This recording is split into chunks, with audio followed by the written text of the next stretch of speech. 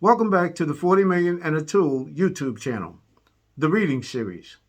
The title of this next essay is The Race Card. In America, as I'm sure in most other societies, there exist code words and phrases that carry with them very potent emotional content and or specific political meaning.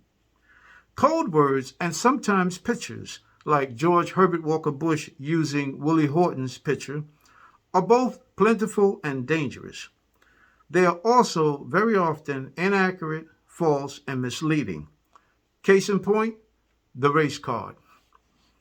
These code words, mostly used by journalists and politicians, have come to mean black people, particularly political, religious, and civil rights leaders, invoking racism as the cause of every perceived slight or injustice.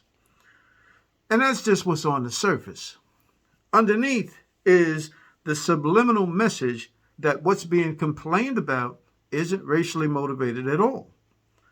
Even deeper is the suggestion that racism is a thing of the past, so as to render the complaint devoid of merit and the complainer a slanderous demagogue.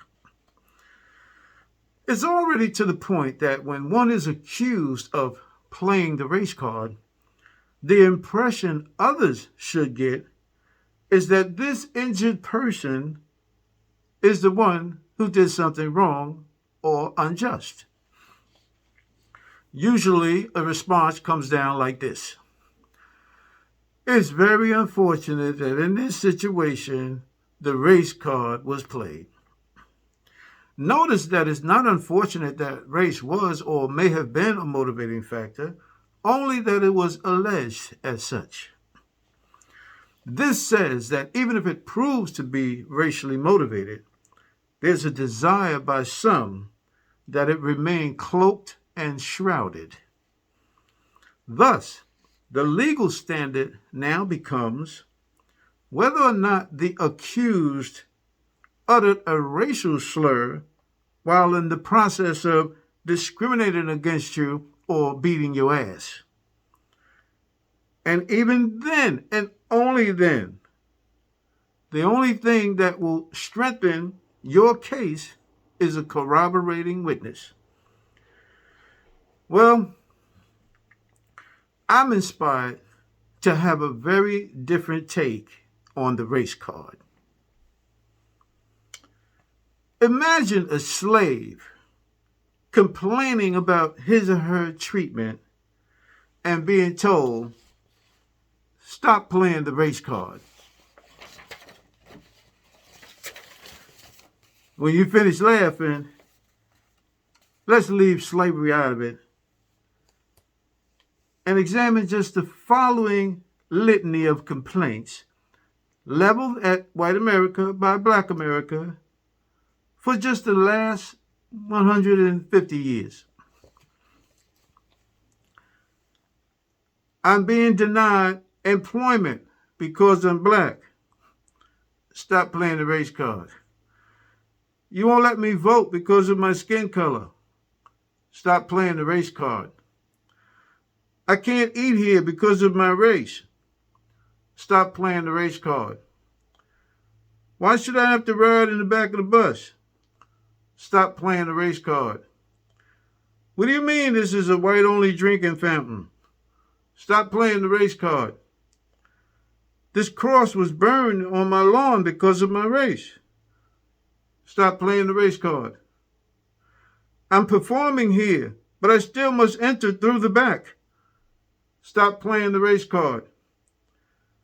Ma, why is there a picnic where that black man is hanging?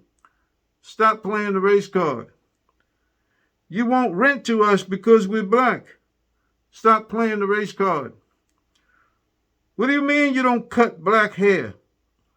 Stop playing the race card. You're depriving me of an education because of my race. Stop playing the race card. I think a dirty dozen entries should suffice. Even though, as Rakim would say, I can go on and on for days and days. For America itself is the very model/embodiment of the race card. White America morally hijacked by it, Black America desolated by it. And here's the clincher. White America now says it doesn't behave that way anymore, that it was oh so wrong, but still holds on to all of the wealth, the resources, and the land derived from it. It's like the winner of a crap game admitting that he was cheating all along, but still keeps all the money. You then are expected to forgive the transgression and accept crumbs and handouts for the rest of your existence. I say, what a crock of shit. Yet, that's basically how our slavery to Jim Crow relationship with America evolved.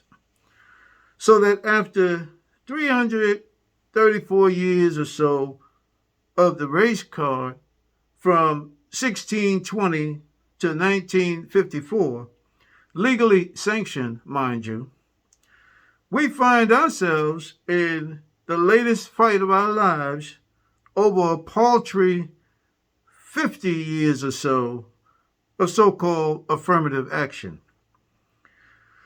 Now, I'm not advocating 334 years of affirmative action to even things up. That won't do it. That'll be viewed as the equivalent of monetary reparations simply spread out over that many years. And we already know that America will not give us reparations. Besides, all Americans who oppose affirmative action are, in my opinion, correct and justified. It was wrong and bad for 334 years, and it's wrong and bad now.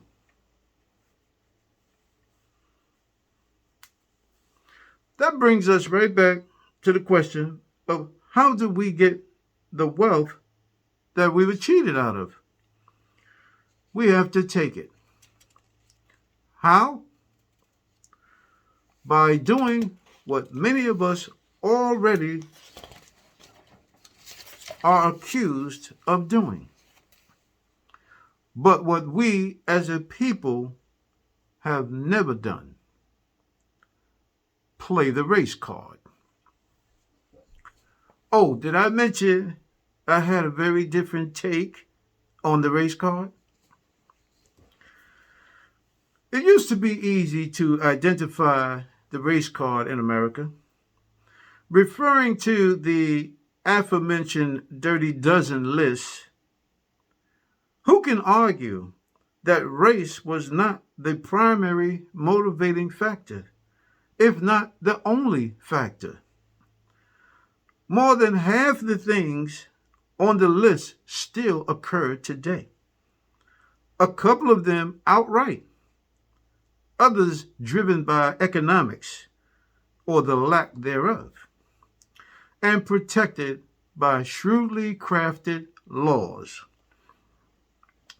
The difference between 1954 and 2021 is that in 1954, blacks knew with certainty that their treatment was because of skin color, while in 2021, blacks can have that same certainty, but must now prove the ill treatment or discrimination was race-based.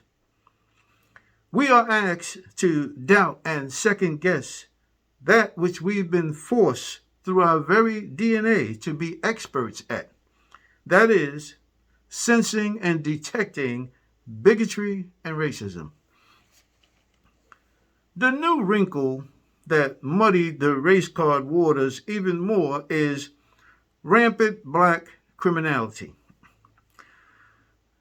And when you enter an elevator and the white woman clutches her purse. That's not racism. When white people drive through black neighborhoods in the middle of the summer with their windows and doors locked and no AC, that's not racism either. That's fear. And shit, I roll up my windows and lock the doors in some parts of the hood. The fact is, there are instances when white people are justified in behaving a certain way towards us that could be perceived as racist, yet race has very little to do with it. So it's very important that we clarify this race card business and not let others keep us on the defensive. As quiet as it's kept, we as a people have never played the race card. In fact, it's time for African Americans to really play the race card and play it right. No singular charismatic leader and no divisive politics. Just a vanquished and impoverished people taking full advantage of a fresh opportunity to get what's rightfully ours. I call it our birthright of wealth, and 40 million and a tool is the blueprint I'm suggesting will work. I do not apologize to anyone that I admonish black people in America to play the race card of 40 million and a tool. It shouldn't threaten anyone. In fact, it's what others have been telling us to do for the longest. I think the world will stand up and applaud us. We've been patient and we've played the game as our American leaders laid it out. Year in and year out, the same appalling statistics prevail. We die quicker. We're in prison disproportionately. We receive less quality health care. We earn less. We live in poverty in greater numbers. We contract HIV and other deadly viruses more, and on and on and on. How long will this bullshit go on? My people, we talk a good one when it comes to true upliftment of black folk in America. But if you really want revolution, you better do something revolutionary. Understand that our entire history in America in terms of struggle against oppression has been characterized by this truth. Anything, and I mean anything, that our oppressors seriously perceived as a threat to their power over us was crushed.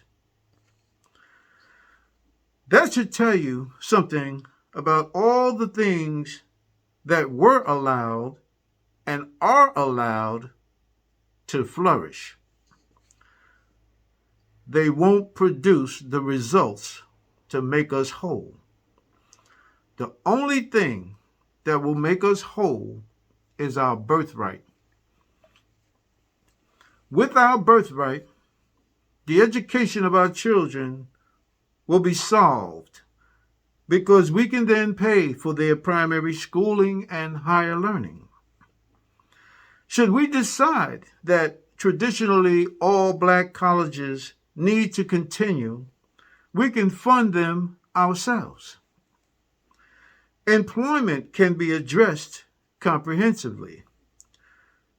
We invest in our communities, build viable businesses, and spend a sizable portion of our wealth there. Health care and insurance gaps can be closed shut by establishing insurance companies that covers what needs to be covered without the rigmarole Banks and creditors won't shut us out anymore because the fund we create will keep us firmly in the black on a month-to-month basis. We can square with our creditors in a reasonable fashion, and many of us can come out of hiding due to financial obligations we can't meet. Entrepreneurship will skyrocket as the funds will finally be there for skilled workers and craftspersons who can get loans or who can't get loans currently from mainstream banks and lenders. The American economy itself will explode with prosperity because we, again, have built wealth. Only this time we did it for us. This time we keep it. So these and more are the things that await us when we truly and strategically play the race card.